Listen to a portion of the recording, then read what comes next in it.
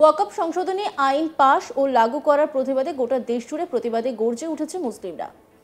তার আজ পড়েছে এ রাজ্যে। এবার উন্মত্ত জনতার আক্রমণের মুখে পড়ল পুলিশ, ভাঙা হলো পুলিশের গাড়ি। সেই ছবিটা আপনাদের দেখাই।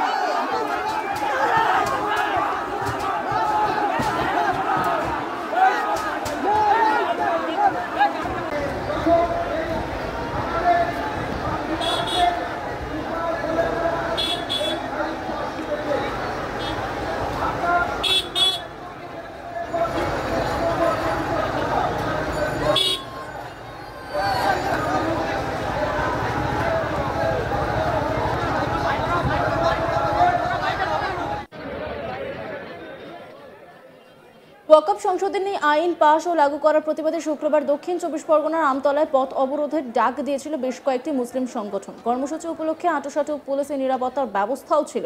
নির্ধারিত সময়ের কিছু পরে 117 নম্বর জাতীয় সড়ক অবরোধ করেন আন্দোলনকারীরা। ওয়াকফ সংশোধনী আইন প্রত্যাহারের দাবিতে ও কেন্দ্রীয় সরকারের বিরুদ্ধে একের পর এক স্লোগান দিতে থাকেন তারা। কিছুক্ষণ অবরোধ চলার পর হঠাৎ উত্তপ্ত হয়ে ওঠে পরিস্থিতি। উন্মত্ত জনতা পুলিশের গাড়িতে হামলা চালায়, ভেঙে গুঁড়িয়ে দেওয়া হয় পুলিশের গাড়ির কাঁচ। আপনাদেরকে সেই ভিডিওটা আরো একবার দেখাবো।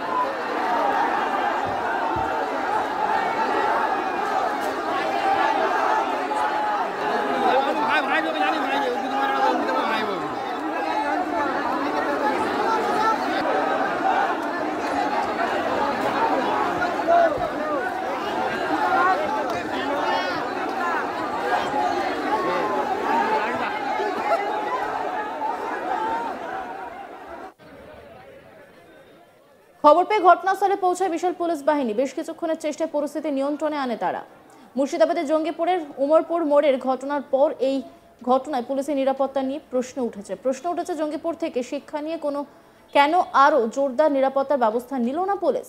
বেশ কিছুক্ষণের চেষ্টায় পরিস্থিতি নিয়ন্ত্রণে আনে তারা।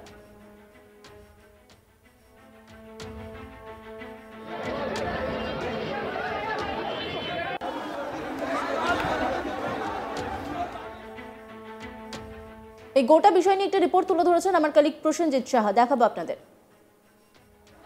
ওয়াকফ সংশোধনী আইন পাস ও তা লাগু করার প্রতিবাদে পথে নেমেছেন বিভিন্ন মুসলিম সংগঠনের মানুষজন। এবার দক্ষিণ চব্বিশ পরগনার বিষ্ণুপুর থানার অন্তর্গত আমতলা এলাকাতেও পথে নামলেন বিভিন্ন মুসলিম সম্প্রদায়ের ও সংগঠনের মানুষজন এবং তারা পথে নেমে কার্যত 117 নম্বর জাতীয় সড়ক অবরোধ করে এই ওয়াকফ সংশোধনী আইন ও তা লাগু করার প্রতিবাদে বিক্ষোভ দেখান। শুক্রবার বিকেলে আমতলাতে 117 নম্বর জাতীয় সড়ক অবরোধ করে এই বিক্ষোভ চলতে থাকে। আর এই বিক্ষোভ চলার সময় সেখানে একটি পুলিশ গাড়ি ছিল, সেই পুলিশ গাড়িতেও ভাঙচুর চালানো হয় এই বিক্ষোভ সমাবেশের মধ্যে থেকে, এমনটাই অভিযোগ উঠেছে। এমনকি পুলিশ কর্মীদের মারধর করা হয়েছে, পুলিশ গাড়িতে ভাঙচুর করা হয়েছে, গাড়ির কাঁচ ভেঙে দেওয়া হয়েছে এবং গাড়ির ওপরে উঠে তাণ্ডব চালানো হয়েছে। যারা এই আন্দোলনে নেমেছিলেন তাদের মধ্যে থেকেই এই ঘটনা হয়েছে, এমনটাই অভিযোগ। এবং এই ঘটনাকে কেন্দ্র করে যথেষ্ট উত্তেজনা ছড়ায় শুক্রবার বিকেলে দক্ষিণ চব্বিশ পরগনার বিষ্ণুপুর থানার অন্তর্গত আমতলা এলাকায়। এবং সেখানে এই উত্তেজনা প্রশমন করতে প্রচুর পরিমাণে পুলিশ আসে ঘটনাস্থলে এবং দীর্ঘ চেষ্টার পরে সেই পরিস্থিতি কার্যত স্বাভাবিক করতে সক্ষম হয় পুলিশ।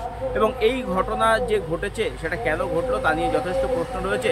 অন্যদিকে পুলিশের তরফ থেকে জানানো হয়েছে একটি গাড়ি ভাঙচুর হলেও কোনো রকম পুলিশ কর্মীরা আহত হননি। তবে এই হামলা কারা চালালো তা নিয়ে প্রশ্ন হয়েছে। যারা এই আন্দোলনে এসেছিলেন, যে সংগঠনের মানুষজন এই আন্দোলনে এসেছিলেন, তারাই কার্যত গাড়িটিতে হামলা চালায়, তেমনটাই কিন্তু স্থানীয় এবং প্রত্যক্ষদর্শীদের দাবি। এবং আচমকাই গাড়িটিতে হামলা চালানো হয় এবং কোনো রকম প্ররোচনা ছাড়াই এই গাড়িতে হামলা চালানো হয়, তেমনটাই কিন্তু দাবি করেছেন তারা। সব মিলিয়ে ঘটনাকে কেন্দ্র করে এলাকায় যথেষ্ট উত্তেজনা ছড়ালে প্রচুর পরিমাণে পুলিশ ঘটনাস্থলে এসে পরিস্থিতি সামাল দেয় এবং এই ঘটনার পর কার্যত রাজ্যের বিরোধী দল অর্থাৎ বিজেপি তারা কার্যত কিন্তু যথেষ্ট পরিমাণে শাসক দল তৃণমূলকে আক্রমণ করেছে এবং তাদের দাবি শাসক দলের মদতেই কার্যত এই ধরনের ঘটনা ঘটছে।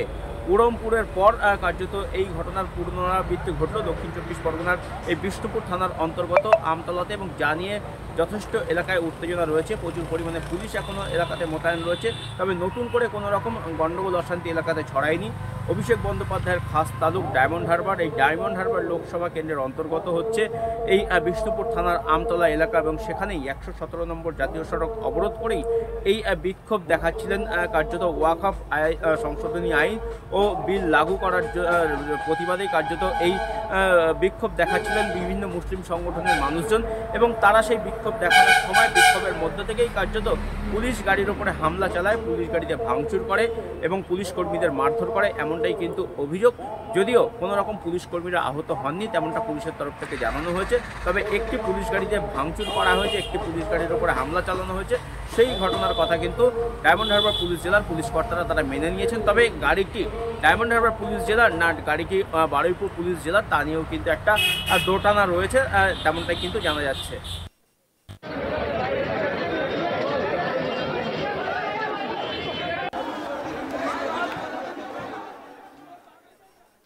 অন্যদিকে ওয়াকফ বিলে প্রত্যাহারের প্রতিবাদে উত্তপ্ত হয়ে উঠেছে মুর্শিদাবাদ জেলার সুতি এবং শামশেরগঞ্জ। এই ঘটনার জেরে ইতিমধ্যে 12 নম্বর জাতীয় সড়ক প্রায় 3 ঘন্টারও বেশি সময় ধরে অবরুদ্ধ ছিল। অন্যদিকে জঙ্গিপুর মহকুমার বিভিন্ন রেল স্টেশনে দাঁড়িয়ে পড়ে দূরপাল্লার ট্রেন। জঙ্গিপুর কোচ স্টেশনে দাঁড়িয়ে আছে আপ মালদা টাউন, নিমতিতা স্টেশনে দাঁড়িয়ে পড়ে বহু ট্রেন। অন্যদিকে নিমতিতা স্টেশন সংলগ্ন এলাকায় বিক্ষোভকারীরা জমায়েত করেছে বলেও জানা যায়। এক যাত্রী তিনি কি বলছেন শোনাব আপনাদের। আজকে আসছি বহরমপুর থেকে, আমার কাছে 3টা পেশেন্ট আছে। পেশেন্ট আমাকে এখন এমার্জেন্সি কিন্তু আমাকে রিপোর্ট দিতে হবে পেশেন্টকে নিয়ে। তো এভাবে করে যে সৃষ্টি করছে এগুলো তো আমাদের সাধারণ লোকের অনেক অসুবিধা হচ্ছে। তো আমরা কী করবো, প্রশাসনের কাছে আমরা যাচ্ছি তো আমাদেরকে বলছে যে এখন দাঁড়িয়ে থাকো। এখন যদি 3-4 ঘন্টা যদি লেট হয়, আমার কাছে এমার্জেন্সি পেশেন্ট আছে, তো আমি কী করবো বলেন? আমাদেরকে কোনো অন্য উপায় দোক কি কোনো বাস দোক কি বা কোনো যানবাহন দোক আমরা যেতে পারি। প্লিজ আপনাদেরকে আবেদন করছি আমাদেরকে সাহায্য করে। কোথা থেকে আসছেন? আমি আসছি বহরমপুর থেকে। কোথায় যাবেন? যাবো শামশেরগঞ্জ। কি বলছে স্টেশনে? এখানে স্টেশনে আমি বলছি তো বলছে কি এখন কোনো কিছু বলতে পারবো না। কিসের জন্য আটকে আছে, কিসের জন্য কি বলছে সেটাও বলছে না। কিছু কি শুনলেন যে কি কারণে আটকে আছে? বলছে কি শামশেরগঞ্জ আর সুতি থানা ওখানে প্রায় হিন্দু মুসলিম বলছে কি ওয়াকফ বোর্ডের সংবিধান ঝামেলার জন্য ওই হিন্দু মুসলিমের ঝামেলা।